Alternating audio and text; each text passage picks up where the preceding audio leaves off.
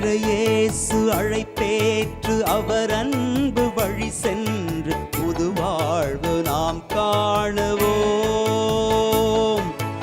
இறையேசு அழைப்பேற்று அவர் அன்பு வழி சென்று புது வாழ்வு நாம் காணுவோம். அதை நிறைவாக நாம் வாழுவோம். நிறைவாழ்விது புது வாழ்விது, நிறைவாழ்விது புது வாழ்விது. நற்செய்தி ஒளியாக சமநீதி நெறியாக, நற்செய்தி ஒளியாக சமநீதி நெறியாக.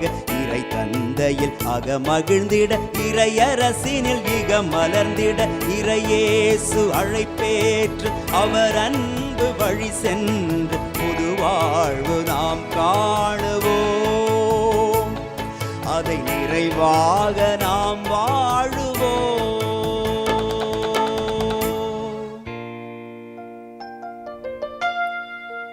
தந்தை மகன் தூய ஆவியாரின் பெயராலே ஆமென். நம் ஆண்டவராகிய இயேசு கிறிஸ்துவின் அருளும் கடவுளின் அன்பும் தூய ஆவியானவரின் நட்புறவும் உங்கள் அனைவரோடும் இருப்பதாக. ஆன்மாவோடும் இருப்பதாக. சகோதர சகோதரிகளே, தூய மறைநிகழ்களை கொண்டாட நாம் தகுதி பெறும் பொருட்டு நம் பாவங்களை ஏற்றுக்கொள்வோம்.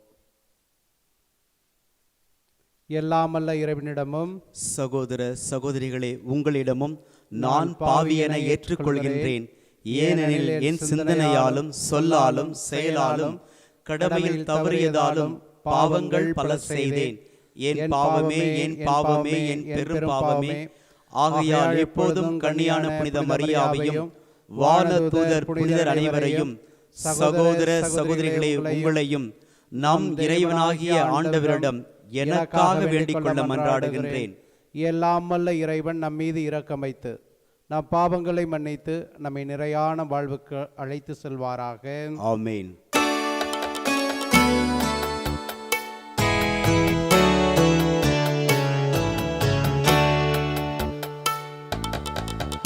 ஆண்டவரே இரக்கமாயிரும்.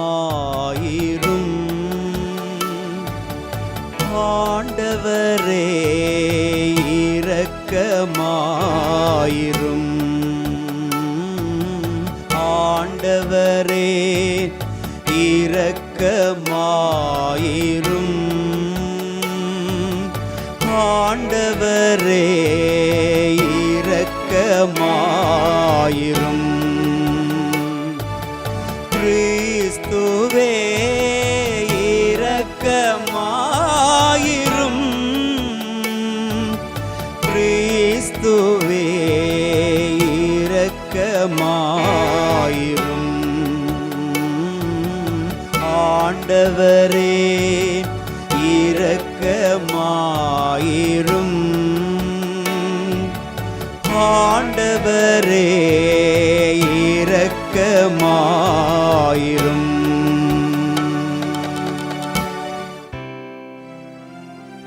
மன்றாடுவோமாக. ஆண்டவரே எங்கள் இறைவா, உமது திருமகன் உலகை அன்பு செய்து சாவுக்கு தம்மையே கையளித்தார். உமது உதவியால் அதே அன்பில் நாங்களும் விரைந்து முன்னேறி செல்ல அருள் புரிவீராக. உம்மோடும் தூயாவியோடும் இருந்து ஆட்சி செய்கின்ற எங்கள் ஆண்டவராகிய கிறிஸ்து வழியாக உம்மை மன்றாடுகின்றோம்.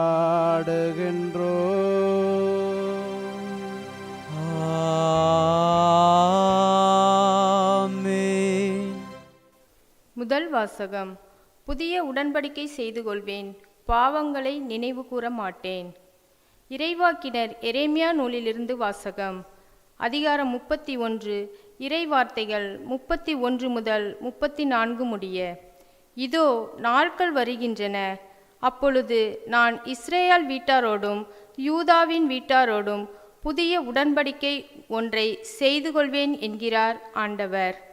அவர்களுடைய மூதாதையரை எகிப்து நாட்டினின்று விடுவிப்பதற்காக அவர்களை நான் கைப்பிடித்து நடத்தி வந்த பொழுது அவர்களோடு செய்து கொண்ட உடன்படிக்கையை போன்று இது இராது.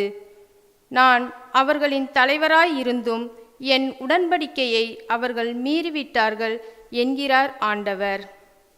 அந்நாட்களுக்கு பிறகு இஸ்ரேல் வீட்டாரோடு நான் செய்யவிருக்கும் உடன்படிக்கை இதுவே.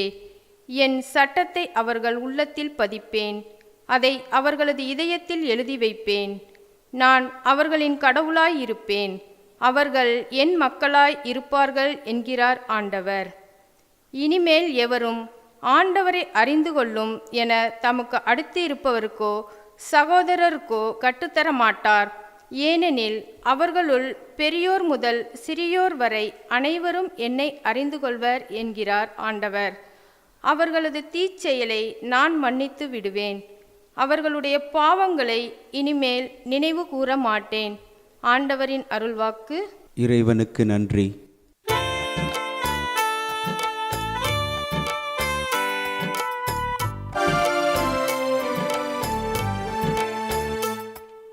கடவுளே, தூயதோர் உள்ளத்தை என்னுள்ளே படைத்தருளும், என்னுள்ளே படைத்தருளும். கடவுளே, தூயதோர் உள்ளத்தை என்னுள்ளே படைத்தருளும், என்னுள்ளே படைத்தருளும்.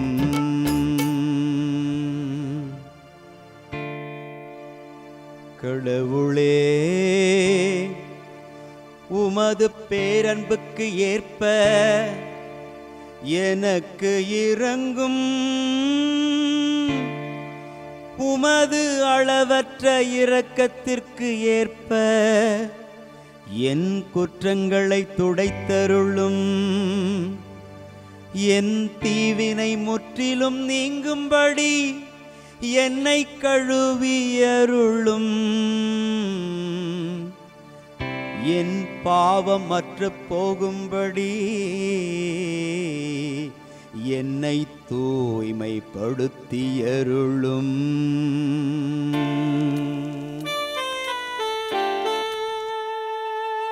கடவுளே, தூயதோர் உள்ளத்தை என்னுள்ளே படைத்தருளும்,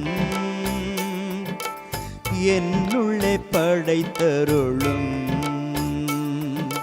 கடவுளே, தூயதோர் உள்ளத்தை என்னுள்ளே படைத்தருளும், என்னுள்ளே படைத்தருளும்.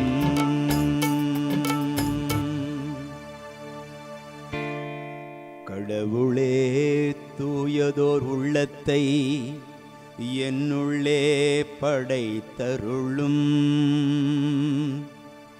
உறுதித்தரும் மாவியை, புதுப்பிக்கும் மாவியை என்னுள்ளே உருவாக்கியருளும். உமது முன்னிலையிலிருந்து என்னை தள்ளிவிடாதேயும், உமது தூய ஆவியை என்னிடமிருந்து எடுத்து விடாதேயும். கடவுளே, தூயதோர் உள்ளத்தை என்னுள்ளே படைத்தருளும், என்னுள்ளே படைத்தருளும். கடவுளே, தூயதோர் உள்ளத்தை என்னுள்ளே படைத்தருளும், என்னுள்ளே படைத்தருளும்.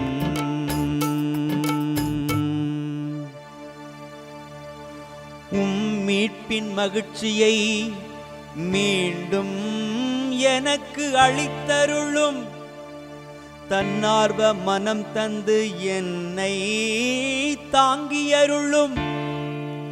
அப்பொழுது குற்றம் செய்தோர்க்கு உம் வழிகளை கற்பிப்பேன். பாவிகள் உம்மை நோக்கி திரும்புவர்.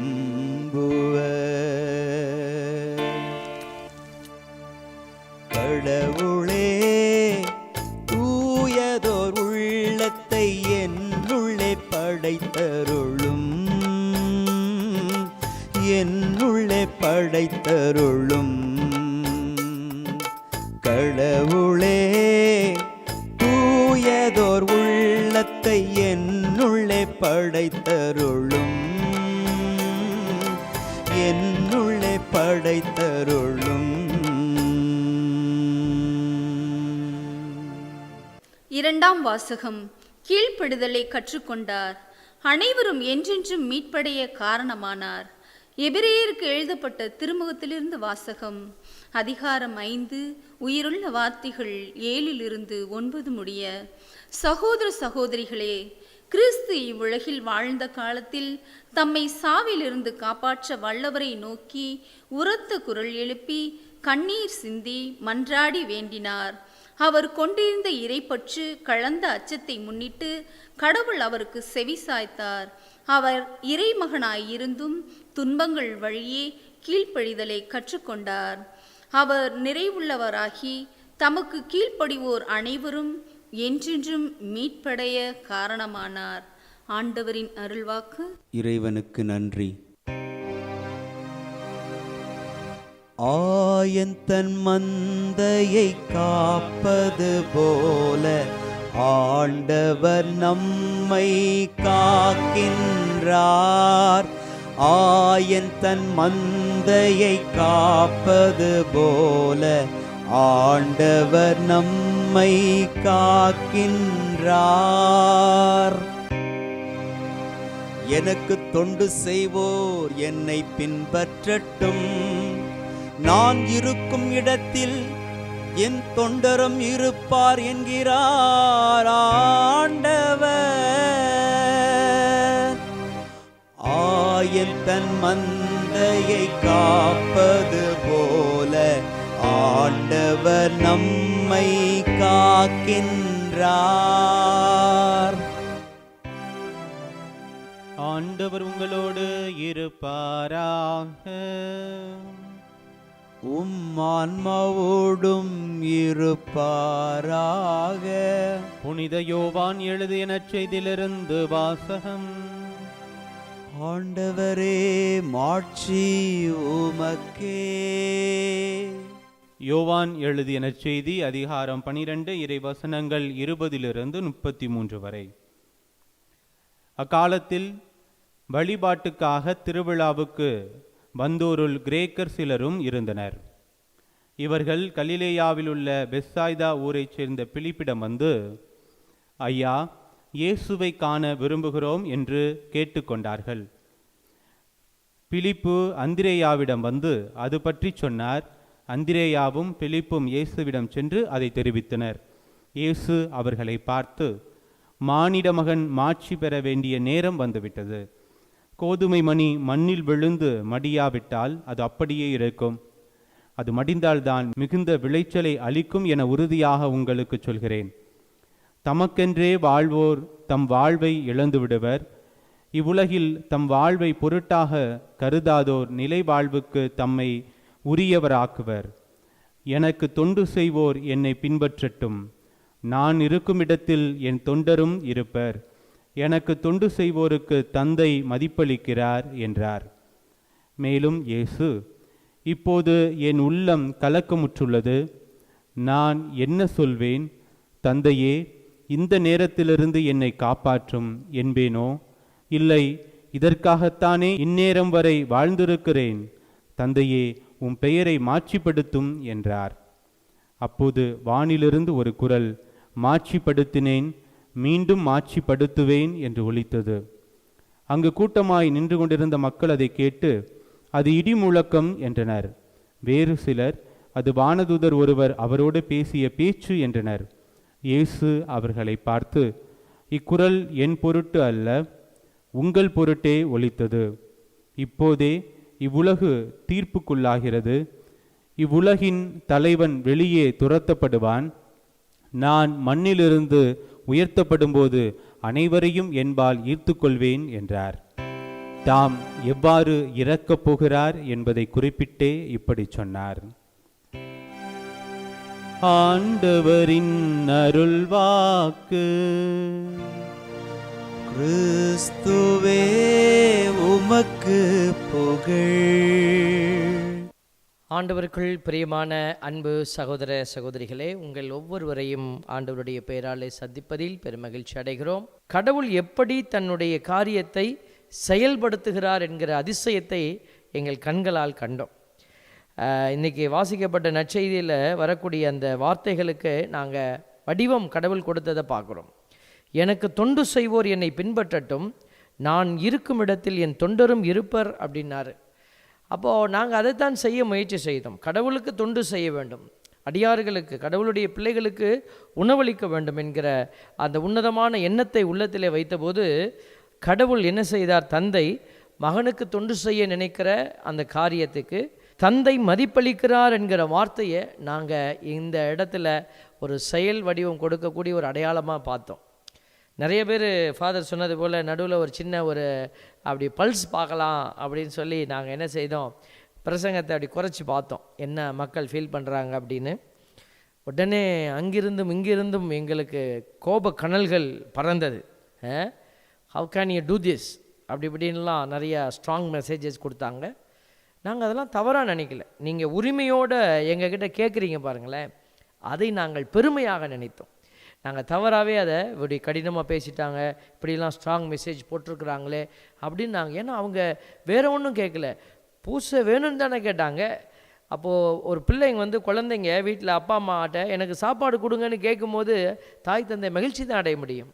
அதே போல் குருக்கள் நாங்கள் மகிழ்ச்சி அடைஞ்சோம். அதனால் அதை நாங்கள் என்ன செய்தோம், மீண்டும் தொடர ஒரு வாய்ப்பு இருந்தது. ஒரு சில பேர் வேறு மாதிரியும் கேட்டாங்க, என்ன இது ஒரே திருவிழா பூசை மாதிரி, நீ காலையில் ஆரம்பித்து சாயந்தரம் தான் முடிக்கிற, இதெல்லாம் வேலைக்கு ஆகாது அப்படின்னு சொன்னவங்க இருக்கிறாங்க. நாங்கள் தான் சொல்கிறோமே, நடுவில் வேணும்னா பார்த்துக்கோ, நடுவில் இல்லாட்டினா கொஞ்சம் நேரம் நீங்கள் அப்படி ஜம்ப் பண்ணி போய்க்கலாம், உங்கள் கையில் தானே செல்ஃபோன் இருக்குது, உங்கள் கையில் தான் ரிமோட் இருக்குது அப்படின்னு சொல்லிவிட்டு நாங்கள் எங்களுடைய அந்த திட்டத்திலிருந்து நாங்கள் பின் வாங்கலை. அந்த நடுவில் அந்த பல்ஸ் இப்படி பார்க்குறதுக்காக வச்சோம் பாருங்கள், அங்கே சில பேரெல்லாம் அழுதாங்க. ஃப்ரான்ஸ்லேருந்தெல்லாம் ஒரு ஃபேமிலி வரிசையாக, நான் அழுதுட்டேன் நீ அழுவு, அம்மா அழுது, அப்புறம் பிள்ளைங்களாம் அழுது. அதில் நெஸ்டர்னு எங்களோட ஃப்ரெண்டு ஒருத்தர் இருக்கிறவர், அவர் எந்த கதைக்கா என்ன அழுவ தெரியுங்களா, அவர் என்ன ஃபாதர் மாமா, என்ன மாமா நீங்கள் பிரசங்கத்தை நிப்பாட்டி போட்டிங்க, எங்களுக்கெல்லாம் மனசு கவலையாக போச்சுன்னார். அவர் அழுது, நாங்கள் உடனே அழுதுட்டோம். அப்படியாக அந்த நிகழ்ச்சிகள் எல்லாம் மிகவும் அருமையாக கடவுள் இப்படியெல்லாம் பேசினார்னு நாங்கள் பார்க்குறோம். அப்படி தான் நான் பார்க்குறோம். ஃபாதர் தீபனும் சல்லைக்காமல் பயணித்தார். இன்றைக்கி ஃபாதர் ஜேம்ஸ் ஃபாதர் பூச வைக்கிறார். இப்போ அவர் ஒரு பள்ளிக்கூடத்தில் தாளாளர் தந்தையாக இருந்து ஒரு கரஸ்பாண்டண்ட்டாக இருந்து வழி நடத்துகிறாரு.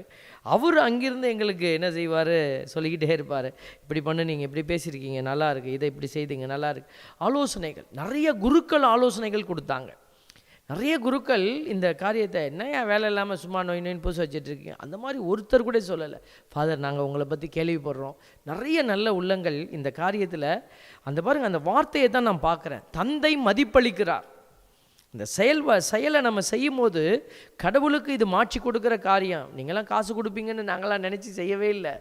ஆனால் பாருங்கள், இப்போ நின்று கொண்டிருக்கிற இந்த ஆலயம் ஒரு மாட்சி, தந்தை மதிப்பளிக்கிறார். அது வெறும் ஆத்மாவில் ஒரு எண்ணத்தில் மட்டுமே அந்த மாட்சியை உணர முடியும் அப்படிங்கிறது இல்லாமல், நீ நின்று என்னுடைய மகிமையை சொல்கிறதுக்கு நான் உனக்கு ஒரு இல்லத்தை கட்டித்தருவேன் என்று பாருங்கள், இந்த இடம் ஒரு கற்பனையில் இருந்த காரியங்கள் எல்லாம் நடைமுறைக்கு வர செய்தார் ஆண்டவர்.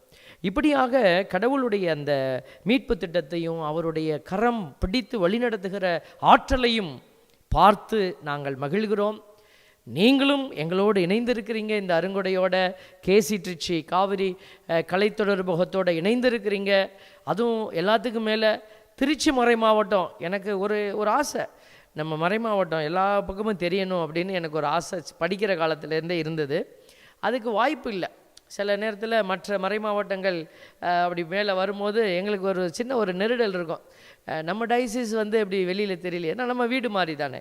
இதில் நான் வந்து மற்றவங்களை கீழே தள்ளணும்னு நினைக்கல, அப்படி அவங்களாம் ஐடியலாக இருக்கு இல்லை, அப்படி இல்லை, நம்மளும் மேலே வரணும். எங்கள் பிஷப் ஆண்டனி டிவோட்டா ஆண்டவர்கிட்ட இருக்கிறாங்க. அவங்க அடிக்கடி சொல்லுவாங்க, நீ வந்து நம்ம டயசிஸ் பேர் வெளியில் சொல்லும்படியாக நீங்கள் செயல்படணும் அப்படின்னு சொல்லுவாங்க. அந்த எண்ணம் எனக்குள்ளேயும் பற்றி எரிந்து கொண்டே இருந்தது. அதுக்கு ஒரு வாய்ப்பை கடவுள் இந்த நாட்களில் கொடுத்தார் அப்படின்னு பார்க்குற போது நாங்கள் உண்மையாகலுமே அதை குறித்து பெருமை அடைகிறோம். இன்றைக்கி இந்த காரியத்தை தான் ஆண்டவரும் நம்மளுக்கு சிந்திக்க அழைக்கிறார் பாருங்களேன். இன்றைக்கி நாம் ஒரு உலகத்தில் ஓடிக்கிட்டு இருக்கிறோம். உலக காரியத்தினுடைய துன்பங்கள், கவலைகள் எல்லாம் ஒரு பக்கம் இருக்குது. கடவுளும் நடுவில் நம்மளை வழி நடத்துகிறார். இந்த துன்பங்களுக்கு மத்தியில் தான் நம்ம என்ன செய்கிறோம், அப்படியே ஆண்டவர் நம்மளுக்கு ஒரு வழியை காட்டிகிட்டே வர்றார். அதனால தான் அவருக்கு பேர் வழிகாட்டும் என் தெய்வம் அப்படின்னு பாடுறோம். வழிகாட்டும் என் தெய்வமேன்னு பாட்டெல்லாம் பாடுறோம். துணையாக எனில் வாருமே. ஒரு ஒரு ஒரு இடத்துல ஒரு காம்படிஷன் வச்சாங்க. எங்களெல்லாம் குரூப்பாக பிரிச்சுட்டாங்க. குரூப்பாக பிரிச்சுட்டு ஒரு காம்படிஷன், ஒரு சார்ட் பேப்பர் கொடுத்துட்டாங்க, நியூஸ் பேப்பர் கொடுத்துட்டாங்க. நீங்கள் வந்து போட்டியை ஜெயிக்கணும். எப்படின்னா ஒரு கான்செப்ட் கொடுத்துட்டு நீங்கள் ஏதாவது ஒன்று செய்யுங்க, அந்த சார்ட் பேப்பரில் ஒரு மீனிங்ஃபுல் ப்ரெசன்டேஷன் இருக்கணும் அப்படின்னாங்க. எனக்கு அப்போ இந்த தாட்டு தான் வந்தது. நான் உடனே இந்த குரூப்பில் சொன்னேன், தம்பியெல்லாம் இப்படி செய்வோம் அப்படின்னு சொல்லி, எல்லாமே ஒரே ஏஜ்டு பீப்புள். அப்போது நான் சொன்னேன், எல்லா படத்தெல்லாம் வெட்டுங்க அப்படின்னு. உடனே நான் டைரெக்ஷன் கொடுத்த உடனேயுமே எல்லாருமே அதை செஞ்சாங்க. யாருக்கும் என்னன்னு புரியல. சொன்னேன், இதங்க ஓட்டுன்னு எல்லாம் அசிங்கமான படம்லாம் நிறையா இருந்துச்சு. எல்லாத்தையும் எடுத்துன்னு அதில் ஒரு இயேசு படம் இருந்துச்சு, அதை வெட்டு, மேலே ஒட்டு, உலகத்தை மேலே ஒட்ட சொன்னேன், வேர்ல்டு அந்த ஒரு கார்னரில். இந்த கீழே வந்து மனுஷன் நடந்து போகிற மாதிரி போட்டு, நடுவில் என்ன செஞ்சோம், ஸ்கெட்சில் அப்படியே அந்த துன்பங்களுக்கு, அந்த தீமைகளுக்கு நடுவில் ஒரு டிராயிங் போட்டு, அந்த உலகத்துக்கு மேலே இயேசு நிற்கிறாரு, உலகம் கீழே இருக்குது, இங்கேருந்து நம்ம பயணித்து போகணும் அப்படின்னு சொல்லி போட்டு, துன்பங்களுக்கு மத்தியில் நீ இயேசுவை கண்டுகொள் அப்படின்னு சொல்லி நாங்கள் ஒரு கேப்ஷன் கொடுத்தோம். உண்மையாலுமே அந்த presentation one the first prize, அதுக்கு ஃபஸ்ட் ப்ரைஸ் கொடுத்தாங்க. ஏன்னா வெரி ஷார்ட் டயத்தில் நம்ம அதை செய்யணும். இன்றைக்கி அதுதான் நடந்துகிட்டு இருக்கிறத நம்ம பார்க்குறோம். இந்த தவக்காலம் நம்ம ஏற்கனவே சொல்லிகிட்டு இருக்கிறோம். தவக்காலம் என்ன, நீ ஒரு கொஞ்ச நேரம் நில்லு, உன் ஓட்டத்தை நிப்பாட்டு, சாப்பாட்டை குறித்து கவலைப்படாத. அதுக்கு தான் இந்த இதெல்லாம் நான்வெஜ்ஜெல்லாம் சாப்பிடாதீங்க அப்படின்னு சொல்கிறது. இதெல்லாம் அது குறித்து கவலை, இது குறித்து கவலை, உனக்கு எது ரொம்ப பிடித்தமாக இருக்குமோ அதெல்லாம் ஓரமாக தள்ளிட்டு ஆண்டவரோட அமைதியாக இருந்து, சும்மா பசிக்கு மட்டும் ஏதாவது வயிற்றில் போட்டுக்கிட்டு ஒரே காரியத்தை குறித்து யோசி. அதுக்கு தான் இந்த 40 நாட்கள் பயணம். அப்போது இது என்ன, அது நமக்கு கொடுக்க போது, அது கொடுக்க போகிற பலன் மிக ஆழமானது. அதை குறித்து தான் நம்ம வந்து இன்றைக்கி அந்த 5வது வாரத்தில் இருக்கிறோம். 4 வாரத்தை நம்ம கடந்துட்டு 5வது வாரம், இன்னும் ஒரு வாரம் தான் இருக்குது. இன்னமும் எதுவும் மோசம் போயிடலை, கெட்டு போயிடலை. இன்னமும் கடவுள் என்ன செய்கிறார், இரக்கத்தோடு தான் இருக்கிறார். அதனால தான் இன்றைக்கி வாசகங்கள் நமக்கு சொல்லுகிற அந்த செய்தி பார்த்திங்கனாக்க, கடவுள் புதிய உடன்படிக்கை ஒன்றை செய்து கொள்வேன் என்கிறார். ஆண்டவர் சொல்கிறாரு, அவர்களுடைய மூதாதையரையே விடுவிப்பதற்காக கைப்பிடித்து நடத்தி வந்த பொழுது அவர்களோடு செய்து கொண்ட உடன்படிக்கையை போன்று இது இராது. நான் அவர்களின் தலைவராயிருந்தும் என் உடன்படிக்கை அவர்கள் மீறிவிட்டார்கள். ஆனால் நான் புதிய ஒரு உடன்படிக்கையை கொடுக்க போகிறேன், அது வித்தியாசமாக இருக்கும். என் சட்டத்தை அவர்கள் உள்ளத்தில் பதிப்பேன், அவர்கள் இதயத்தில் எழுதி வைப்பேன். நான் அவர்களின் கடவுளாயிருப்பேன், அவர்கள் என் மக்களாயிருப்பார்கள். பாருங்கள், கடவுள் இவ்வளவு தப்பு பண்ணிட்டேன், இனிமேல் ஒன்று சங்காத்தமே வேண்டாம், உன்னோட எந்த பிஸ்னஸுமே இல்லை அப்படின்னு கடவுள் என்ன செய்யலை, நம்மளை ஒரேடியாக கழிச்சு கட்டலை. பாருங்கள், 5வது வாரத்தில் வரக்கூடிய செய்தி என்ன சொல்லுது, நீ 4 வாரம் விட்டுருந்தாலும் பரவாயில்ல, இந்த 5வது வாரம் ஆண்டவருடைய அன்பை உணர்ந்து பார். ஆண்டவர் எப்படிப்பட்ட ஒரு உடன்படிக்கையை உன்னோடு செய்து கொள்ள விரும்புகிறார்னா, அவர் வேறு ஒன்றும் கேட்கல, நான் உனக்கு தகப்பனாக இருக்கிறேன், நீ எனக்கு பிள்ளையாயிரு. பாருங்கள், எந்த கடவுள் இப்படி கேட்க முடியும்? தந்தை, தாய், பிள்ளை என்கிற உறவை வலியுறுத்துகிற ஒரே ஒரு மதம் கிறிஸ்தவ மதம். அது நம்மளுடைய விவிலியம் ஆழமாய் அதை வலியுறுத்துவதை பார்க்கிறோம். அன்பு பிள்ளைகளே, 2வது வாசகத்தில் நம்ம பார்க்குறோம் பாருங்க, கீழ்ப்படிதலை கற்றுக்கொண்டார், அனைவரும் என்றென்றும் மீட்படைய காரணமானார். அப்போ இயேசு சுவாமி எதை எப்போ செய்யணுங்கிறத கற்றுக்கொண்டார். இயேசுவே கற்றுக்கொண்டார்னு என்று சொன்னால், இயேசு எப்படி கற்றுக்கொண்டார்? யாரோ ஒருத்தர் சொல்லி கொடுத்துருக்காங்க, அதை பார்த்து அவர் கற்றுக்கிட்டார், அதை தான் கற்றுக்கொண்டார். தந்தையிடமிருந்து கற்றுக்கொண்டார், பூமிக்கு வந்தவுடனே தன் தாய் மரியாள் சூசையப்பர் அவர்களிடமிருந்து கற்றுக்கொண்டார். இன்றைக்கி நமக்கு வழிநடத்தக்கூடிய சில அடையாளங்கள் உண்டு, அவைகளிடமிருந்து நம்ம கற்றுக்கொள்ளணும். நம்மளுடைய தாய் திரு அவை, கிறிஸ்துவின் திருவுடலாக இருக்கிற அந்த திரு அவை கற்றுக் கொடுக்குதுங்க. அதை நம்ம கற்றுக்கொள்ளணும். பாருங்கள், ஆண்டவருடைய வார்த்தை, துன்பங்கள் வழியே கீழ்ப்படிதலை கற்றுக்கொண்டார். இறைமகனாய் இருந்தும், அவர் இறைமகனாய் இருந்தும் துன்பங்கள் வழியே கற்றுக்கொண்டார். இன்றைக்கி நமக்கு அதை புரிந்து கொள்ள மனநிலை இல்லாத ஒரு சூழலை பார்க்குறோம். இன்றைக்கி நமக்கு துன்பம் எங்கே வருது? வெளியில் இருக்கிற துன்பத்தெல்லாம் நம்ம சமாளிச்சிட்றோம். நமக்கு நிறைய பேருக்கு துன்பம் எதுன்னா, இந்த மாதிரி பிரசங்கம் உட்காந்து கேட்குறது பெரிய துன்பம். சாமியார் 10 நிமிஷத்துக்கு மேலே பேசிட்டாருன்னா பெரிய துன்பம். உடனே டைமை பார்க்குறோம் நம்ம. அதான் ஒரு இடத்துக்கு நான் பூசைக்கு போனப்போ போய் பூசை உடுப்பு அப்போ தான் போடுறேன், ஒருத்தர் ஒடியாந்து ஆசீர்வாதம் வாங்கினேன். ஃபாதர் என்னை ஆசீர்வதிங்க அப்படின்னு. நான் சார் காட் பிளஸ் யூ, நல்லா இருங்க அப்படின்னேன். ஃபாதர் பிரசங்கத்தை ஷார்ட்டாக முடிச்சிருங்க அப்படின்னா. ஏடா இன்னும் பிதாசுதனையும் போடலை, அதுக்குள்ளே இப்போ ஷார்ட்டாக முடின்னு சொல்கிறேன். அவனை யாருன்னே தெரியல. அது ஒரு புது இடத்துக்கு போயிருக்கிறேன். இல்லை, இந்த வெளியிலேருந்து வர சாமியெல்லாம் பெரிய கூட்டத்தை பார்த்த உடனே நல்லா நீட்டமாக பிரசங்கம் வச்சிடுறாங்க. பூசை முடித்து கறிக்கடைக்கு போனால் வெறும் வாள் தான் தொங்குது அப்படிங்கிறான்.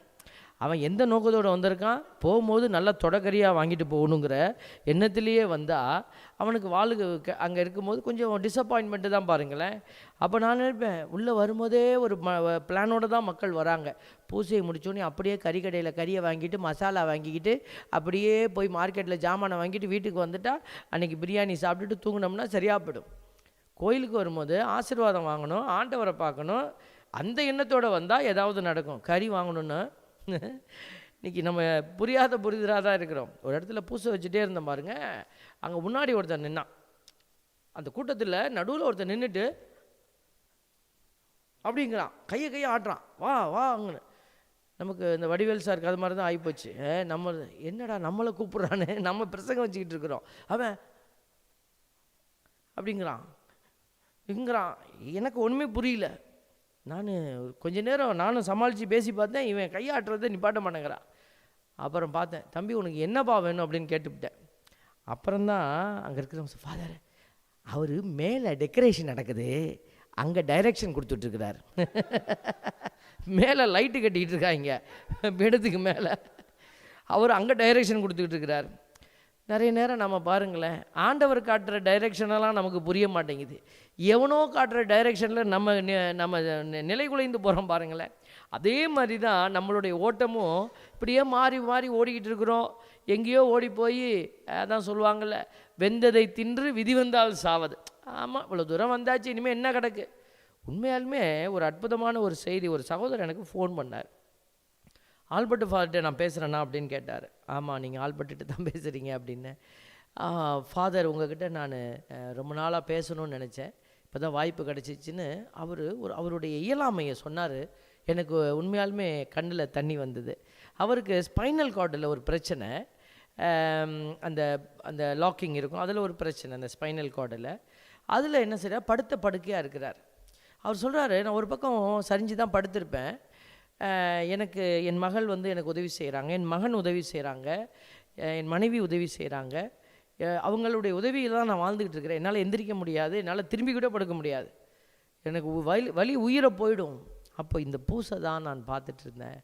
உங்களுடைய திருப்பலியை எப்படியோ எனக்கு கண்ணில் பட்டுருச்சு. நான் பூசையை போட்டுன்னு உங்கள் திருப்பலியை பார்க்குற போது எனக்கு ஒரு இனம் புரியாத ஒரு சந்தோஷம், மகிழ்ச்சி.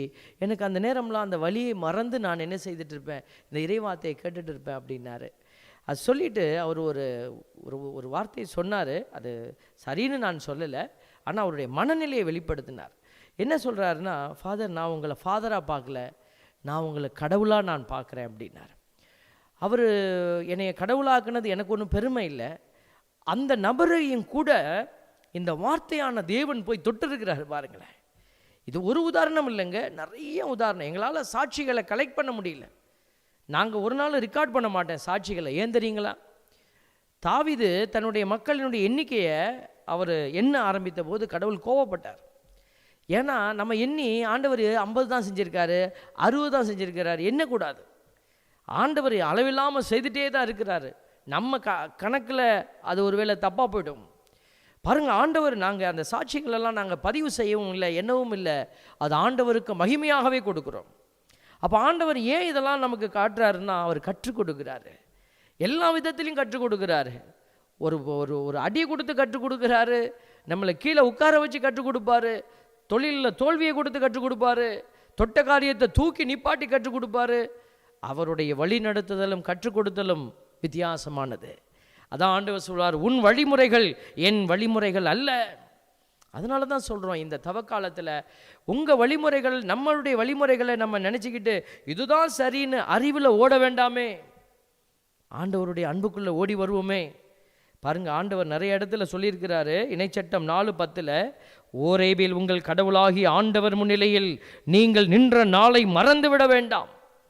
ஓரேபில் அந்த இடத்துலலாம் தண்ணி இல்லாமல் நின்னாங்க. அன்று ஆண்டவர் என்னிடம் மக்கள் கூட்டமைப்பை என் முன் கூடி வரச் செய், அவர்கள் என் வார்த்தைகளை கேட்க செய்வேன். அவர்கள் என் வார்த்தைகளை கேட்க செய்வேன், அதனால் அவர்கள் இத்தரையில் வாழும் நாளெல்லாம் எனக்கு அஞ்சி நடக்க கற்றுக்கொள்வர், அவ்வாறே பிள்ளைகளுக்கும் கற்றுக் கொடுப்பர். இன்னைக்கு பிள்ளைகள் கற்றுக்கொள்ள மறுக்கிறாங்க. பெற்றோர்கள் கற்றுக் கொடுக்க தயாராக இருக்கிறாங்க, கற்றுக்கொள்ள பிள்ளைகள் மறுப்பது தவறு. பிள்ளைகள் கற்றுக்கொள்ள தயாராக இருந்து பெற்றோர்கள் கற்றுக் கொடுக்க மறந்தால் அது தவறு. இன்னைக்கு இணைச்சட்டம் 4:36 ஆண்டவர் சொல்லிக் கொடுக்கிறாரு, நீங்கள் கற்றுக்கொள்ளும்படி வாணி நின்று வந்த அவர்தம் குரலை நீங்கள் கேட்குமாறு செய்தார். ஆண்டவர் அப்படி கேட்க செய்கிறாரு. தமது பெரும் நெருப்பை மண்ணுலகில் நீங்கள் காணச் செய்தார், அந்நெருப்பு நின்று வந்த அவரது வாக்கை நீங்கள் கேட்டீர்கள். ஆண்டவர் நமக்கு இப்படி பல வகைகளில் அவருடைய வார்த்தையை கொடுத்துட்டே இருக்கிறாரு. இணைச்சட்டம் 8:5, ஒருவன் தன் மகனுக்கு கற்றுக் கொடுப்பது போல உங்கள் கடவுளாகிய ஆண்டவர் உங்களுக்கும் கற்றுக் கொடுத்தார் என்பதை உங்கள் உள்ளத்தில் உணர்வீர்களாக. இன்றைக்கி நம்ம கேட்கணும், ஆண்டவர் உண்மையாலுமே கற்றுக் கொடுத்ததை நான் கற்றுக்கொண்டு இருக்கிறேன்னா, அல்லது சும்மா நான் கோயிலுக்கு போனேன் வந்தேன் இப்படி இருக்கிறேன்னா. ஒரு குடும்பத்திலேருந்து ஒரு குடும்பம் இல்லை, நிறையா குடும்பம் அப்படி சொல்கிறாங்க, என் பிள்ளை நல்லா வளர்ந்துச்சு ஃபாதர், பூசை ஒதுக்கி செய்யும், பூசைக்கு ஆல்டர் பாயாக போய் நிற்கும், ஆல்டர் கேர்ளாக நிற்கும், என் பிள்ளைங்க நல்லா இருந்தாங்க, ஆனால் கொஞ்சம் வளர்ந்து அவங்க ஒரு இளைய பிராயத்தை தாண்டினோன்னையும் அவங்க வாழ்க்கை அப்படியே மாறிடுச்சு ஃபாதர். இங்கே என்ன பிரச்சனைன்னா, அவர்கள் எல்லாவற்றையும் தேவைக்கேற்ப செய்தார்கள், ஆனால் ஆண்டவரை அவர்கள் கற்றுக்கொள்ளவில்லை. இதுதான் இங்கே பிரச்சனை. ஆண்டவர் கற்றுக் கொடுக்கப்படவில்லை அந்த பிள்ளைகளுக்கு. கடவுள் யார், எப்படிப்பட்டவர், அவர் என்ன செய்து கொண்டிருக்கிறார். தேவ பிள்ளைகளே, அனைவரும் என்னை அறிந்து கொள்வர்னு ஆண்டவர் வெளிப்படுத்துகிறார் பாருங்கள். இன்றைக்கி வாசகத்தில் அனைவரும் என்னை அறிந்து கொள்வார்கள் என்கிற ஆண்டவருடைய வார்த்தையை நம்ம இந்த நேரத்தில் மனசில் வச்சு நம்ம யோசிக்க கடமைப்பட்டு இருக்கிறோம். ஒன்று குறிப்பேடில் நம்ம பார்க்குறோம், சாலமன் அரசர் 28:9 சாலமன் அரசர்கிட்ட தாவீது அரசர் பேசுகிறார். மகன்கிட்ட அப்பா பேசுகிறாரு, மகனே சாலமன், நீயோ உன் தந்தையின் கடவுளை அறிந்து. சின்ன குறிப்பிடத்தில் நம்ம படிக்கிற ஒரு கேள்வி படிச்சிருப்பீங்கன்னு நினைக்கிறேன். கடவுள் எதற்காக மனுஷனை படைத்தார் அப்படின்னு ஒரு கேள்வி இருக்கும்.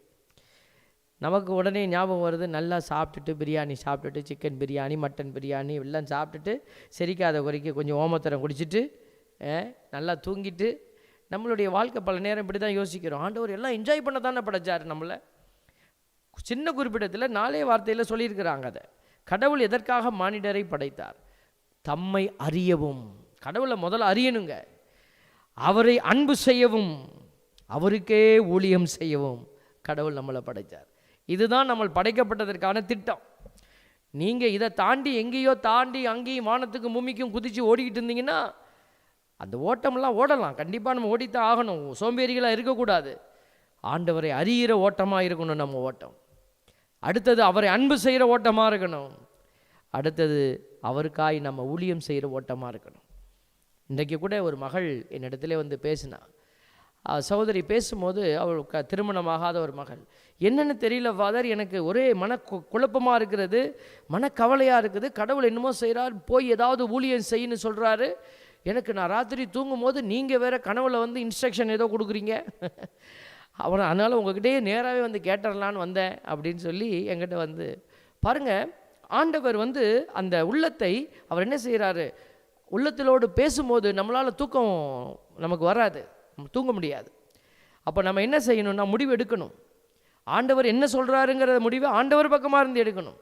இந்த மகள் தன் குழப்பத்தை தேடிட்டு வேற எங்கேயோ போயிருந்தான்னா காணாமல் போயிருப்பா. அந்த மகள் ஓடி வந்தது எங்கே? அருங்கொடைக்கு. அதுவும் நம்மக்கிட்ட வந்து உட்கார்ந்தாங்க.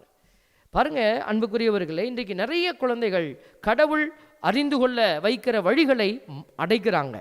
அப்பா அம்மா சொல்கிறாங்க, நாங்கள் பிள்ளைகளுக்கு சொல்லிக் கொடுக்குறோம், பிள்ளைகள் அருவருக்கிறாங்க எங்களுடைய படிப்பினையை அப்படின்னு. அவர்கள் பெரிய ஆபத்துக்குள்ளே நீங்கள் போக போகிறீங்க. வாலிப பிள்ளைகள் இதை கேட்டுக்கிட்டு கொண்டிருந்தீங்கன்னா தயவு செய்து தாய் தந்தையருடைய அந்த அறிவு அது எதற்காக கொடுக்கப்படுகிறது? நீ கடவுளை அறிந்து கொள்ள வேண்டும் என்பதற்காக. அதை தயவு செய்து நீங்கள் உட்கார்ந்து கேளுங்க. ஆண்டவருடைய வார்த்தை ரோமையர் 1:28 கடவுளை அறிந்து ஏற்றுக்கொள்ளும் தகுதியை அவர்கள் இழந்து விட்டதால் சீர்கெட்ட சிந்தனையின் விளைவாக தகாத செயல்களை செய்யுமாறு கடவுள் அவர்களை விட்டு விட்டார். Praise the Lord. இன்றைக்கி நிறைய பேர் நம்ம குடும்பங்கள் ஆண்டவரால் இணைக்கப்படுதுங்க. இன்றைக்கி இன்றைய சூழலில் கடவுளால் இணைக்கப்படாத குடும்பங்கள் நிறைய இணையுது. கடவுள் இணைக்கலை, அவங்களாம் இணைஞ்சிக்கிறாங்க. அதை தான் நம்ம இந்த வார்த்தையில் பார்க்குறோம். அவர்கள் அந்த தகுதியை இழந்து விட்டதுனால சீர்கெட்ட சிந்தனை, சீர்கெட்ட சிந்தனை, சீர்னா என்ன? ஒழுங்குபடுத்தப்பட்ட அந்த சிந்தனை விட்டு விலகின ஒரு நிலை. சீர்கெட்ட சிந்தனையின் விளைவாக தகாத செயல்களை செய்யுமாறு. அதுதான் அவங்க நிறைய வார்த்தைகளை சொல்கிறாங்க. காதலுங்கிறாங்க, அதுங்கிறாங்க, இதுங்கிறாங்க, வாழ்க்கையை ஒன்று சேர்றாங்க, அதுக்கப்புறம் பிச்சுக்கிட்டு ஒடியாந்துடுறாங்க. பாருங்கள் எவ்வளோ வேதனை. ஆண்டவர் நமக்கு எச்சரிக்கை கொடுக்குறாரு. பாருங்கள், ஆண்டவர் வந்து சொல்லியிருக்கிறாரு 1 கொரிந்தியர் 1:21 கடவுளுடைய ஞானத்தால் அவரை அறிந்து கொள்ள முடியும். கடவுளுடைய ஞானத்தால் அவரை அறிந்து கொள்ள முடியும், மனித ஞானத்தால் அல்ல. ஆனால் உலகினர் தம் ஞானத்தால் கடவுளை அறிந்து கொள்ளவில்லை. அதனால தான் சொல்கிறோம், நீங்கள் ஆண்டவரை சார்ந்த பிள்ளைகளாக இருக்கணும். அதைத்தான் மகன் செய்தார், தந்தையை சார்ந்திருந்தார். அதனால் ஆண்டவருடைய வார்த்தை இன்றைக்கு நமக்கு நற்செய்தியில் கொடுக்கப்பட்டிருக்கிறது. கோதுமை மணி மண்ணில் மடிந்து விழுந்தால் ஒழிய அது விளைச்சலை கொடுக்க முடியாது. இதனுடைய ஆழம் என்ன? நீங்கள் கடவுளை சார்ந்த பிள்ளைகளாய் செயல்பட ஆரம்பிக்கிற போது நீங்கள் கோதுமை மணியாய் மண்ணில் மடிந்து விழுவீர்கள். இப்போ நாங்கள் அதை தான் எங்களுடைய அனுபவமாக வைக்கிறோம். இந்த திருப்பலி ஒரு வருடத்தை நாங்கள் பெருமையாய் பேசுவது எதற்காக? உண்மையாக சொல்லணும்னா நாங்கள் கோதுமையை போல மண்ணில் மடிந்து விழுந்தோம். நாங்கள் உடைத்து கொண்டோம், எங்களை நாங்கள் மண்ணுக்குள்ளே புதைந்து கிடந்தோம். நான் இந்த ஒரு வருடம் இந்த கொரோனா அப்பாடா நிம்மதியாக யாரும் வரலப்பா, பூசை இல்லை, ஒன்றும் இல்லை, குடித்து நல்லா மகிழ்ந்து கொண்டாடு அப்படின்னு நாங்கள் இருந்திருந்தோம்னா இந்த இடத்துல இதை சாட்சியாக நாங்கள் வைத்திருக்க முடியாது. ஆண்டவருடைய பிள்ளைகள் ஆண்டவர் கற்றுக் கொடுக்கிற விதமாய் அறிந்து செயல்பட ஆண்டவர் நம்மை அழைக்கிறார். பாருங்க, 2 பேதுரு 1:3 ஆண்டவர் சொல்லிக் கொடுக்கிறார், வாழ்க்கை நடத்த எது தேவை? தம்முடைய மாட்சியாலும் ஆற்றலாலும் கடவுள் நம்மை அழைத்துள்ளார். கடவுள் நம்மளெல்லாம் சும்மா கூப்பிட்டு வரல, அவருடைய மாட்சியாலும் ஆற்றலாலும். தலையிலிருந்து கால் வரைக்கும் இருக்கிற உறுப்புகள் எப்படி செயல்பட்டதுன்னு நினைச்சு பாருங்க. இது ஒரு அற்புதம். ஆண்டவர் அதான் திருப்பாடல் 139 திருப்பாடல் ஆசிரியர் சொல்றாரு, அஞ்சத்தகு வியத்தகு முறையில் நீர் என்னை படைத்ததால் நான் உமக்கு நன்றி நவில்கிறேன். பாருங்க, ஒரு கண்ணை எடுத்துக்கொண்டீங்கன்னா கண்ணினுடைய செயல்பாடு அற்புதம், இதயம் அற்புதம், உடலினுடைய ஒவ்வொரு உறுப்புகளும் அற்புதம். ஆண்டவர் எதுக்கு இதெல்லாம்? தம்முடைய மாட்சியாலும் ஆற்றலாலும் கடவுள் நம்மை அழைத்துள்ளார். அவரை அறிந்து கொள்வதன் மூலம், பார்த்தீங்களா, அவரை அறிந்து கொள்வதன் மூலம் இறைப்பற்றுடன் வாழ்க்கை நடத்துவதற்கு தேவையான எல்லாவற்றையும் அவர் தம் இறை வல்லமையால் நமக்கு அருளியுள்ளார். இல்லைன்னு மட்டும் சொல்லவே சொல்லாத, ஆண்டவர் எல்லாத்தையும் கொடுத்துட்டே இருக்கிறாரு. நீ தொடுவது சரியானதாக இருக்கணும். ஒரு உதாரணம், இந்த பரோட்டா இன்றைக்கி பார்த்தீங்கன்னா பரோட்டான்னு எங்கள் தமிழகத்தின் பூராக பரோட்டாவில் வந்து மதிமயங்கி கிடக்கிறது எல்லாரும் அறிந்தது. பரோட்டா சாதாரண எளிய உணவு, ஏழை மக்கள் எல்லாம் வாங்கி சாப்பிட்றாங்க. ஆனால் மருத்துவர்கள் ஒரு பக்கம் சத்தம் போட்டே இருக்காங்க, அது சாப்பிடாதப்பா, அது சாப்பிடாதப்பா, சாப்பிட்டா சீக்கிரம் எல்லா வியாதியும் உள்ளே வந்துரும்பா அப்படின்னு சொல்லிட்டு தான் இருக்கிறாங்க. ஆனாலும் நம்ம என்ன செய்கிறோம்? அதில் மகிழ்ச்சி அடைகிறோம். இது ஒரு சாதாரண ஒரு உணவின் வழியாக நான் எடுத்து காட்டுகிற ஒரு உதாரணம். இன்றைக்கி தீமைகளுடைய ஆதிக்கங்கள் இப்படியாய் பரவி கிடக்கிற ஒரு வேதனை நிறைந்த சூழலில் கடவுள் நன்மைக்குரிய உணவையும் வைத்திருக்கிறாருங்க. நன்மைக்குரிய உணவுகளை கொடுத்துருக்கிறாரு, நன்மைக்குரிய வாழ்வு தரத்தை கொடுத்துருக்கிறாரு. நீ எதை தொடுற? அது ஒரு பக்கம் நம்மளுடைய பெரியவர்கள் நமக்கு இது தீமை என்று சொல்லியும் நீ அதை போய் தொடுறீன்னா பாருங்கள், யோசிச்சு பாருங்களேன்.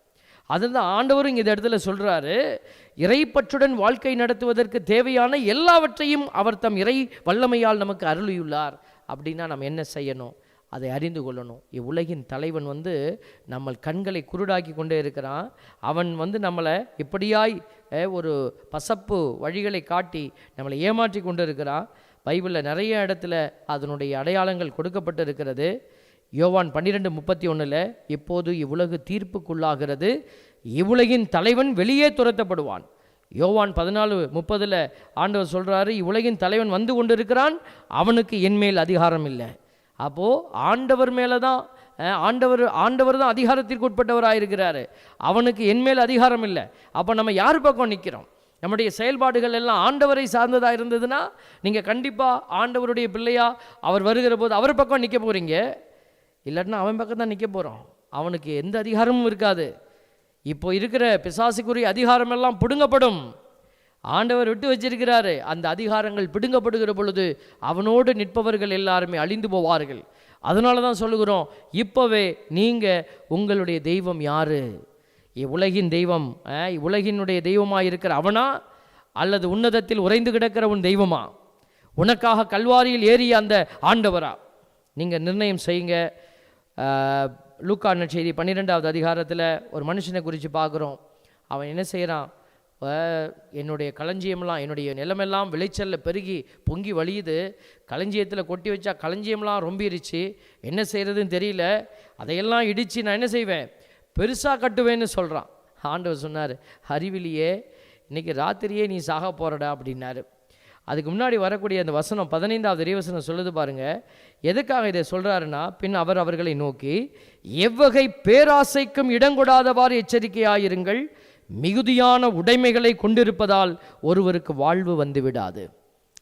இன்றைக்கி நாம் உலகத்தினுடைய உடைமைகள் நமக்கு உயர்ந்தது என்று நினைத்து ஓடுகிற அந்த ஓட்டத்தை நீ மாற்ற வேண்டும் என்கிற ஆழமான சிந்தனை ஆண்டவர் என்று வைக்கிறார். தவக்காலத்தினுடைய இறுதி கட்டத்தை வந்து கொண்டிருக்கிற நாம, கடவுள் தனக்கென்று வைத்திருந்தது எதுவும் இல்லை, அவருக்கென்று வைத்திருந்த ஒரே ஒரு அடையாளம் அவருடைய உடல். அதையும் அவர் கொடுக்க போகிற அந்த மாட்சியைத்தான் இன்றைக்கு நாம் நம்பிக்கை அறிக்கை செய்து கொண்டிருக்கிறோம். அதைத்தான் ஆண்டவர் தன்னுடைய அடையாளமாய் வைத்திருக்கிறார் சிலுவையிலே. இந்த இயேசுவை சிலுவையிலே நீங்கள் பார்க்க போகிற அந்த நாளில் நீங்கள் மனமாற்றத்தோடு ஆண்டவருக்குள்ளே ஒரு விடுதலை அடைந்த பிள்ளையா நின்று பாருங்களேன். கண்டிப்பாக இந்த ஈஸ்டர் பெருவிழா உண்மையான ஒரு உயிர்ப்பு பெருவிழாவாக உங்களுக்கு மாறும். எதை விடுவது, எதை வைத்துக்கொள்வது என்பது உங்களுக்கு விடப்பட்டிருக்கிற சவால். நீங்களே அதை முடிவு செய்யுங்கள். ஆண்டவர் உங்களுக்கு உதவி செய்யட்டும். ஆமென்.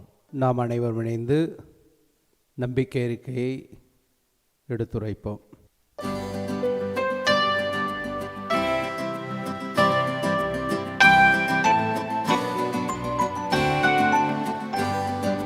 விண்ணையும் மண்ணையும் படைத்தவராம் கடவுள் ஒருவர் இருக்கின்றார். தந்தை மகன் தூய ஆவியராய் ஒன்றாய் வாழ்வோரை நம்புகிறேன். தூய ஆவியின் வல்லமையால் இறைமகன் நமக்காய் மனிதரானார்.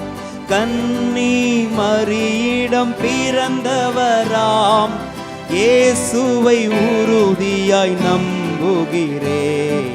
லாத்துவின் ஆட்சியில் பாடுபட்டார், சிலுவையில் இறந்து அடக்கப்பட்டார், மூன்றாம் நாளில் உயிர்த்தெழுந்தார், இறப்பின் மீது வெற்றி கொண்டார். விண்ணகம் வாழும் தந்தையிடம் அரியணை கொண்டு இருக்கின்றார். உலகம் முடியும் காலத்திலே நடுவரை திரும்பவும் வந்திடுவார். தூய ஆவியாரை நம்புகிறேன், பாரினில் அவர் துணை வேண்டுகிறேன். பாவ மன்னிப்பில் தூய்மை பெற்று பரிகர வாழ்வில் நிலைத்திடுவேன். திரு திரு அவை உரைப்பதை நம்புகிறேன். புனிதர்கள் உறவை நம்புகிறேன். உடலின் உயிர்ப்பை நிலை வாழ்வை உறுதியுடனே நம்புகிறேன்.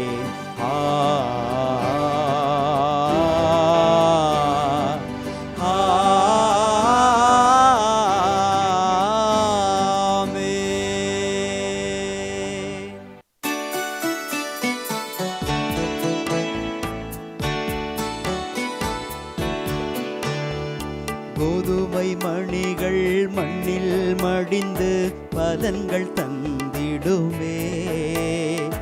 மடியும் மணிகள் விண்ணில் பிறந்து என்றும் வாழ்ந்திடுமே. கோதுமை மணிகள் மண்ணில் மடிந்து பலன்கள் தந்திடுமே. மடியும் மணிகள் விண்ணில் பிறந்து என்றும் வாழ்ந்திடுமே.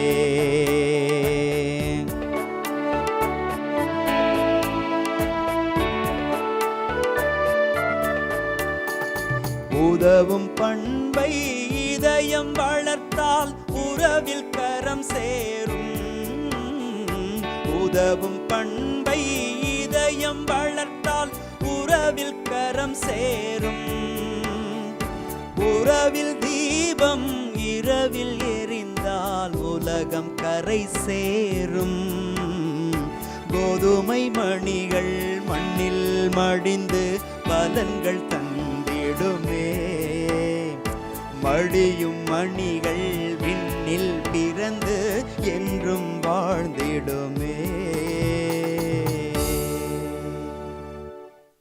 அன்புமிக்க சகோதர சகோதரிகளே, நாம் அனைவரும் இணைந்து ஒரே குடும்பமாக மகிழ்வோடு ஒப்புக் கொடுக்கும் இப்பலி எல்லாமல்ல தந்தையாகிய இறைவனுக்கு ஏற்றதாகும்படி ஜெபியுங்கள். ஆண்டவர் தமது பெயரின் புகழ்ச்சிக்காகவும் மாட்சிக்காகவும் நமது நன்மைக்காகவும் புனித திரு அவை அனைத்தின் நலனுக்காகவும் உமது கையிலிருந்து இப்பலியை ஏற்றுக்கொள்வாராக. எல்லாமல்ல இறைவா, கிறித்துவ நம்பிக்கையின் படிப்பினையாள் நீ நிரப்பியுள்ள உமது அடியார்களுக்கும் எங்களுக்கும் செவி சாய்த்தருளும். இப்பலியின் பயனாக இவர்களை புனிதப்படுத்துவீராக. எங்கள் ஆண்டவராகிய கிறிஸ்து வழியாக உம்மை மன்றாடுகின்றோம். ஆமென். ஆண்டவர் உங்களோடு இருப்பாராக. ஆன்மாவோடும் இருப்பாராக. இதயங்களை மேலே எழுப்புங்கள்.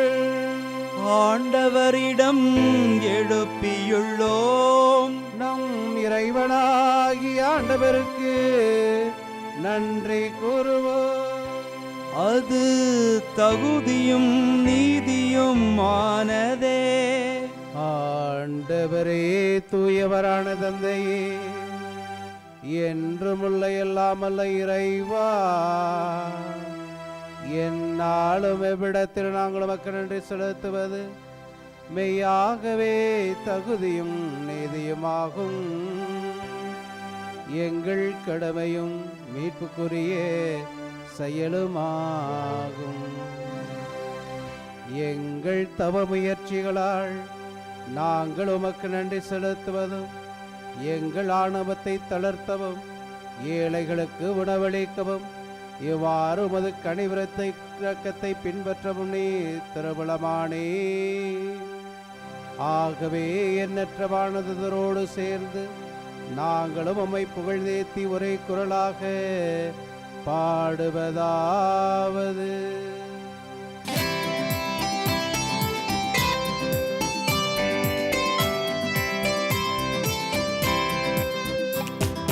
தூயவர் தூயவர் தூயவர், வான் படைகளின் கடவுளாம் ஆண்டவர்.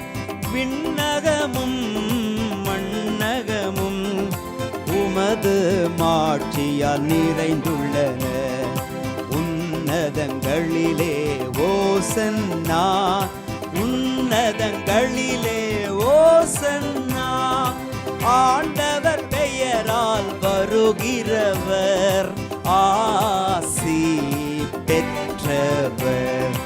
உன்னதங்களிலே ஓசன்னா, உன்னதங்களிலே ஓசன்னா. ஆண்டவரே, நீர் மெய்யாகவே தூயவர், தூய்மை அனைத்துக்கும் ஊற்று. ஆகவே உம்முடைய ஆவியை பொழிந்து இக்காணிக்கைகளை தூய்மைப்படுத்த உம்மை வேண்டுகிறோம். இவ்வாறு எங்கள் ஆண்டவராகிய இயேசு கிறிஸ்துவின் உடலும் இரத்தமுமாக எங்களுக்கு இவை மாறுவனவாக. அவர் பாடுபட உளம் கனிந்து தம்மை கையளித்த போது அப்பத்தை எடுத்து நன்றி செலுத்தி அதை பிட்டு தம் சீடருக்கு அளித்து அவர் கூறியதாவது: அனைவரும் இதிலிருந்து பெற்று உண்ணுங்கள், ஏனெனில் இது உங்களுக்காக கையளிக்கப்படும் என் உடல்.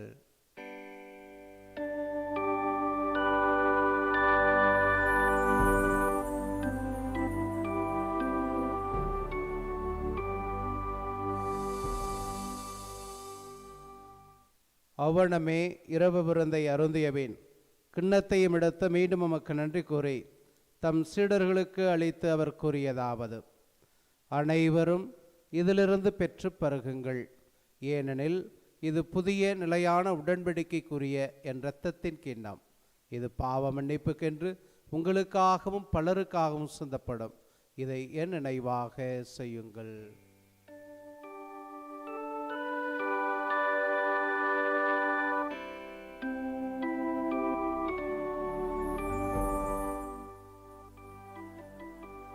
நம்பிக்கையின் மறைபொருள். ஆண்டவரே, நீர் வருமளவும் உமது இறப்பினை அறிக்கையிடுகின்றோம், உமது உயிர்ப்பினையும் எடுத்துரைக்கின்றோம். ஆகவே ஆண்டவரே, நாங்கள் கிறிஸ்துவின் இறப்பினையும் உயிர்ப்பினையும் நினைவு கூர்ந்து வாழ்வதரும் அப்பத்தையும் மீட்பளிக்கும் கிண்ணத்தையும் ஒப்புக் கொடுக்கிறோம். உம் திருமுன் நின்று ஊழியம் புரிய தகுந்தவர்கள் என எங்களை ஏற்றுக்கொண்டீர். எனவே உமக்கு நன்றி செலுத்துகிறோம். மேலும் கிறிஸ்துவின் உடலிலும் இரத்தத்திலும் பங்கு கொள்ளும் எங்களை தூய ஆவியார் ஒன்று சேர்க்க வேண்டுமென உம்மை தாழ்மையுடன் மன்றாடுகிறோம். ஆண்டவரை, உலகெங்கும் பரவியிருக்கும் அது திரு அவையை நினைவு கூர்ந்தருளும். எங்கள் திருத்தந்தை பிரான்சிஸ் எல்லா திருநிலையினராகிய அனைவரோடும் அது திரு அவை அன்பில் நிறைவு பெற செய்தருளும். ஆண்டவரே, எல்லோரையும் நீர் நிறைவாய் ஆசிர்வதிப்பீராக.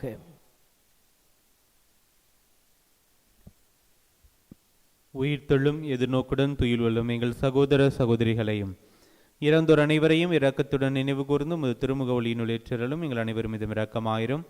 கடவுளின் கன்னித்தாயான புனித மரியா, அவருடைய கணவரான புனித யோசேப்பு, புனித திருத்தூதர்கள், இவ்வுலகிலும் உகுந்தவராய் இருந்தோராகிய புனிதர் அனைவருடனும் நாங்கள் நிலை வாழ்வில் பங்கொள்ளும் தகுதி பெற்று உம் திருமகன் இயேசு கிறிஸ்து வழியாக புகழ்ந்தேத்த வரமருள உம்மை மன்றாடுகின்றோம். இவர் வழியாக இவரோடு இவரில் எல்லாம் வல்ல இறைவனாகிய தந்தையே, தூய ஆவியாரின் ஒன்றிப்பில் எல்லா புகழும் மாட்சியும் என்றென்று உமக்கே உரியதே.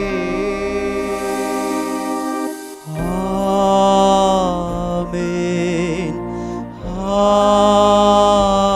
ஆமென், ஆமென். மீட்பரின் கட்டளையால் கற்பிக்கப்பட்டு இறை படிப்பினையால் முயற்சி பெற்ற நாம் துணிந்து பாடுவோம். விண்ணுலகில் இருக்கின்ற எங்கள் தந்தையே, உமது பெயர் தூயது என போற்றப் பெறுக, உமது ஆட்சி வருக, உமது திருவுளம் விண்ணுலகில் நிறைவேறுவது போல மண்ணுலகிலும் நிறைவேறுக. எங்கள் அன்றாட உணவை இன்று எங்களுக்கு தாரும். எங்களுக்கு எதிராக குற்றம் செய்வோரை நாங்கள் மன்னிப்பது போல எங்கள் குற்றங்களை மன்னியும். எங்களை சோதனைக்கு உட்படுத்தாதேயும், தீமையிலிருந்து எங்களை விடுவித்தருளும். ஆண்டவரே, தீமை அனைத்திலிருந்தும் எங்களை விடுவித்து எங்கள் வாழ்நாளில் அமைதி கண்ணிவிட அருள உம்மை மன்றாடுகின்றோம். உமது இரக்கத்தின் உதவியால் நாங்கள் பாவத்திலிருந்து எப்பொழுதும் விடுதலை பெற்று யாதொரு கலக்கமின்றி நலமாயிருப்போமாக. நாங்கள் எதிர்நோக்கி இருக்கும் பேரின்பத்திற்காகவும் எம் மீட்பராகிய இயேசு கிறிஸ்துவின் வருகைக்காகவும் காத்திருக்கின்றோம். ஏனெனில் ஆட்சியும் வல்லமையும் மாட்சியும் என்றென்றும் உமதே. ஆண்டவரே இயேசு கிறிஸ்துவே, அமைதியை உங்களுக்கு விட்டுச் செல்கிறேன், என் அமைதியையே உங்களுக்கு அளிக்கிறேன் என்று உமது திரு தூதர்களுக்கு மொழிந்தீரே. எங்கள் பாவங்களை பாராமல் உமது திரு அவையின் நம்பிக்கை கண்ணோக்கி உமது திருவிழத்திற்கேற்பதற்கு அமைதியையும் ஒற்றுமையும் அளித்துள்ள திருவிழம் கொள்வீராக. என்றென்று வாழ்ந்தாட்சி செய்கின்றவர் நீரே. ஆமென். ஆண்டவருடைய அமைதி உங்களோடு என்றும் இருப்பதாக.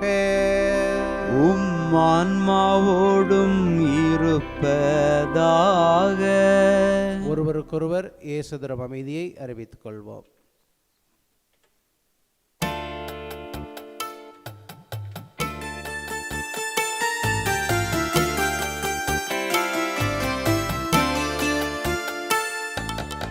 உலகின் பாவம் போக்கும் இறைவனின் செம்மறியே, எம்மேல் இரக்கம் வையும். உலகின் பாவம் போக்கும் இறைவனின் செம்மறியே, எம்மேல் இரக்கம் வையும். உலகின் பாவம் போக்கும் இறைவனின் செம்மறியே, எமக்கு அமைதி அருளும். இதோ இறைவனின் செம்மறி, இவரே உலகின் பாவங்களை போக்குகிறவர். இச்செம்மறியின் திருவிருந்துக்கு அழைக்க பெற்ற நாம் அனைவரும் பேறு பெற்றோர். ஆண்டவரே, நீர் என் இல்லத்தில் எழுந்தருள நான் தகுதியற்றவன். ஆனால் ஒரு வார்த்தை மட்டும் சொல்லி அருளும், எனது ஆன்மா நலம் அடையும். கிறிஸ்துவின் திருவுடலும் திருத்தமும் நம்மை காத்து நித்திய வாழ்வுக்கு அழைத்து செல்வதாக. ஆமென். ஆசை திருவிருந்துக்கான மன்றாட்டு. ஆண்டவரே, நீர் என் இல்லத்தில் எழுந்தருள நான் தகுதியற்றவன். ஆனால் ஒரு வார்த்தை மட்டும் சொல்லி அருளும் என்று நூற்றுவர் தலைவன் ஜெபித்தது போல நாங்களும் இப்போது உம் திருப்பாதம் பணிந்து வேண்டுகிறோம். இனிய இயேசுவே, நாங்கள் தகுதியற்றவர்களாய் இருந்தாலும் எங்கள் தகுதியின்மையை பாராமல் நீர் எங்கள் உள்ளங்களில் எழுந்து வாரும். உம் அன்பிலும் அருளிலும் நாங்கள் நிலைத்திருக்க எம்முள் எழுந்து வாரும். உம் பிள்ளைகளாக உயிருள்ள உண்மை சாட்சிகளாக உமது நற்செய்தின்படி வாழ்பவர்களாக எங்களை உருமாற்ற வாரும். தந்தையின் திருவுளப்படி வாழ்ந்திட எங்களுக்கு துணை புரிந்திட வாரும். நன்மை செய்வதில் ஆர்வமுள்ளவர்களாய் தீமைகள் அனைத்திலிருந்தும் விடுதலை பெற்றவர்களாய் வாழவும் எங்களை வழிநடத்த வாரும். எல்லா நலன்களும் வளங்களும் எங்களை நிரப்ப வாரும். ஆமேன். ஆண்டவருக்குள் பிரியமான அன்பு சகோதர சகோதரிகளே, தர்மையான நாளில் ஆண்டவரோடு இணைந்து அவரை துதித்து மகிழ, ஆண்டவரை புகழ்ந்து போற்றி அவரை மாட்சிப்படுத்த கூடி வந்திருக்கிற நாம் ஒவ்வொருவருமே பெருமைக்குரியவர்களாய் ஆண்டவர் உயர்த்த போகிறார். அவரோடு நாம் இருக்கக்கூடிய ஒவ்வொரு நாட்களும் நிமிடங்களும் அது நமக்கு ஒரு உயர்வை கொடுக்கக்கூடிய அபிஷேகம். ஆண்டவரோடு நாங்கள் இருந்த ஒவ்வொரு நேரமும் ஆண்டவர் எங்களை உயர்த்தினார் என்பதைத்தான் நாங்கள் எங்களுடைய அனுபவத்தில் அறிந்திருக்கிறோம். நீங்களும் ஆண்டவரை அப்படியாய் அறிந்து அவரை மேன்மைப்படுத்த நீங்களும் இந்த பாடலில் இணைந்து ஆண்டவரை துதித்து பாருங்கள். அவர் நீங்கள் மாட்சியை காணும்படி செய்வார்.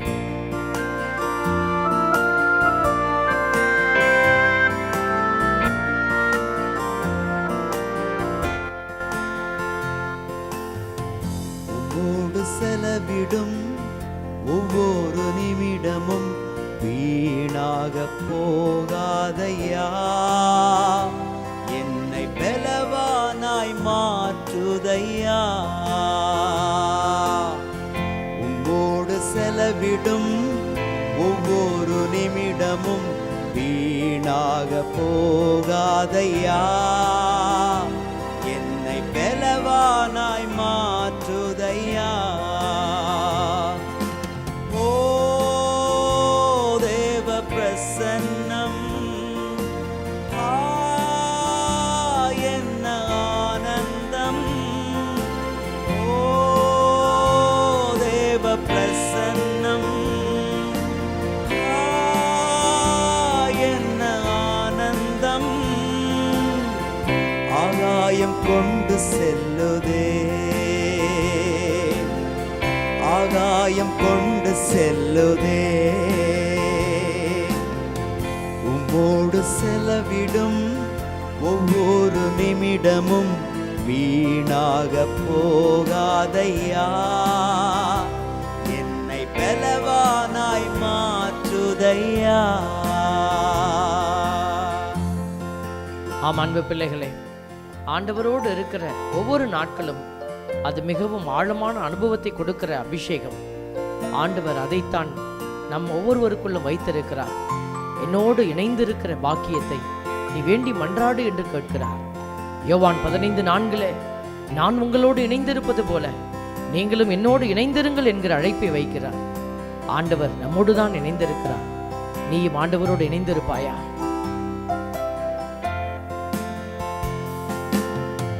வானத்திலே தூதரெல்லாம் பரிசுத்தரே என்று பணிகிறார்களே. வானத்திலே தூதரெல்லாம் பரிசுத்தரே என்று பணிகிறார்களே. பூமியிலே மண்ணான நான் உம் நாமம் வாழ்கவென்று தொழுகிறேன் ஐயா. பூமியிலே மண்ணான நான் உம் நாமம் வாழ்கவென்று தொழுகிறேன் ஐயா. ஓ தேவ பிரசன்னம், என்ன ஆனந்தம். ஓ தேவ பிரசன்னம், என்ன ஆனந்தம். ஆகாயம் கொண்டு செல்லுதே, ஆகாயம் கொண்டு செல்லுதே. உம்மோடு செலவிடும் ஒவ்வொரு நிமிடமும் வீணாக போகாதையா, என்னை பலவானாய் மாற்றுதையா. ஆம் அன்பு பிள்ளைகளே, ஆண்டவருடைய அந்த அற்புதமான கரம் நம்மை பிடித்து இதோ வழிநடத்த காத்திருக்கிறது. இதோ அந்த கரத்தை பிடிக்க நீ தயாராயிருக்கிறாயா? ஒரு முறை ஆண்டவருடைய கரம் பிடித்து பார். அவர் உன்னை வழிநடத்துகிற அற்புதத்தை நீ அறிந்து கொள்வாய்.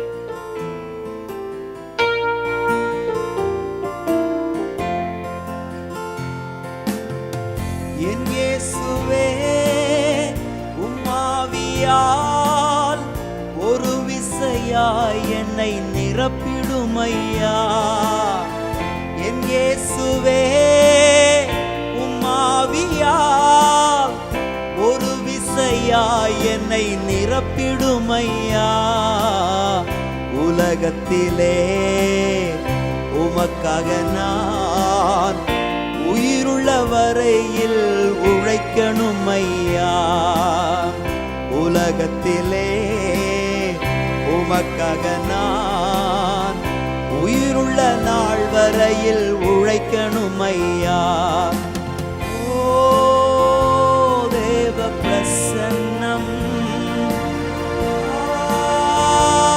என்ன ஆனந்தம். ஓ தேவ பிரசன்னம் என்ன ஆனந்தம். ஆகாயம் கொண்டு செல்லுதே, ஆகாயம் கொண்டு செல்லுதே. உம்மோடு செலவிடும் ஒவ்வொரு நிமிடமும் வீணாக போகாதையா. என்னை பலவானாய் மாற்றுதையா. உம்மோடு செலவிட்ட ஒவ்வொரு நிமிடமும் வீணாக போகவில்லை. எங்களை உயர்த்தி மகிழ்ந்தீரையா. உம்மோடு செலவிட்ட ஒவ்வொரு நிமிடமும் வீணாக போகவில்லை. எங்களை உயர்த்தி மகிழ்ந்தீரையா. ஹalleluya ஹalleluya ஹalleluya ஹalleluya ஹalleluya ஹalleluya ஹalleluya ஹalleluya. ஆம், எங்கள் அன்பின் பரமபிதாவே, இதோ மகன் வழியாக நாங்கள் செய்ய நினைக்கிற மகிமைக்குரிய காரியங்களை எல்லாம் நீர் கண்டு அதை செயல்படுத்துகிற பிள்ளைகளை நீர் ஆதரிக்கிறீர், அவர்களுக்கு மதிப்பளிக்கிறீர் என்று வேதம் சொல்லுகிறது. அப்படியாக ஆண்டவரே, நாங்கள் கடந்து வந்த பாதைகளை திரும்பி பார்க்கிற பொழுது பல்வேறு காரியங்களில் நீர் எங்களை உயர்த்தினீர். ஆண்டவரே, பல்வேறு காரியங்களில் எங்களுக்கு மதிப்பளிக்கிற தந்தையாக நீர் இருந்தீர். நாங்கள் இதோ தாவீது அரசர் சொல்லுவதைப் போல, ஒரு புழுவைப் போல, ஒரு பூச்சியைப் போல நாங்கள் இருந்தாலும் ஆண்டவரே, நீர் எங்களை உயர்த்தி ஆசீர்வதித்திருக்கிறீர். எங்கள் வழியாக நீர் மகிமை அடையவே எங்களை இதோ இந்த உலகத்திலே முன்னிறுத்தி இருக்கிறீர். நாங்கள் இதை அறிந்து உமக்கு நன்றி செலுத்துகிறோம். நீர் மேன்மையில் உயர்ந்திருப்பது போல நாங்களும் ஆண்டவரே உம்முடைய மேன்மைக்கு இணையாக இருக்க முடியாவிட்டாலும் உம்முடைய மேன்மைக்கு நாங்கள் மாற்றி அளிக்கிற பாத்திரங்களாக எங்கள் நன்மைத்தனங்களால் உயர்ந்து கிடக்க, இதோ எங்களை படைத்த எங்கள் ஆண்டவருக்கு நாங்கள் இதன் வழியாக மாற்றி கொடுக்க தேவரீர் எங்களையும் ஞானத்தாலும் அறிவாலும் இன்னும் நற்செயல்களாலும் பலப்படுத்துவீராக. உம்முடைய பரிசுத்த இரக்கம் உங்கள் மகன் வழியாக ஆண்டவரே நாங்கள் மகிமையை சேர்க்கிற நல்ல அடையாளங்களாக மாற எங்களுக்கு கிருபை செய்யட்டும். பரிசுத்த இரக்கத்திற்கு முன்பாக எங்களை ஒப்பு கொடுத்து செபிக்கிறோம். ஆசீர்வதியும், வழிநடத்தும், கரமெடுத்துக் கொள்ளும். ஆமேன், ஆமேன், ஆமேன், ஆமேன். நன்றியோடு மன்றாடுவோமாக. எல்லாம் வல்ல இறைவா, எங்களுக்கு அருள் புரிய உம்மை வேண்டுகிறோம். இயேசு கிறிஸ்துவின் உடலையும் இரத்தத்தையும் உட்கொள்ளுகிற நாங்கள் அவருடைய உறுப்பினர்களாக என்றும் விளங்குவோமாக. எங்கள் ஆண்டவராகிய கிறிஸ்து வழியாக உம்மை மன்றாடுகின்றோம்.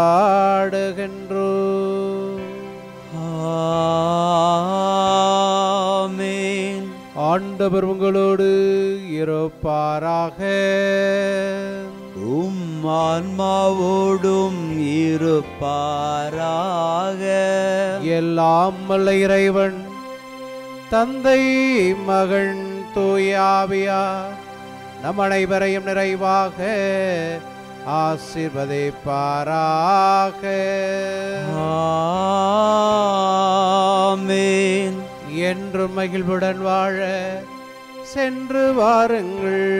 திருப்பலி முடிந்தது. இறைவனுக்கு நன்றி.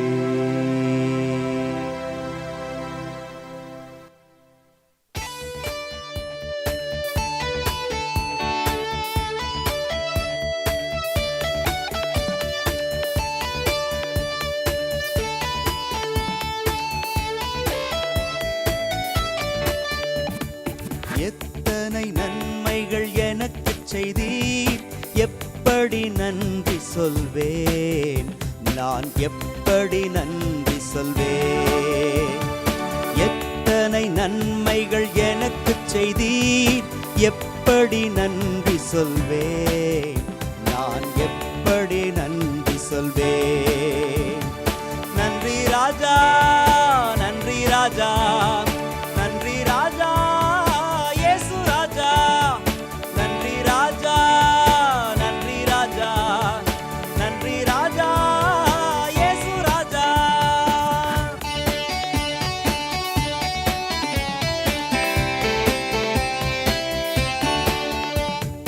தாழ்மையில் இருந்தேன், தயவாய் நினைத்தீர், தேவனே உம்மை துதிப்பேன்.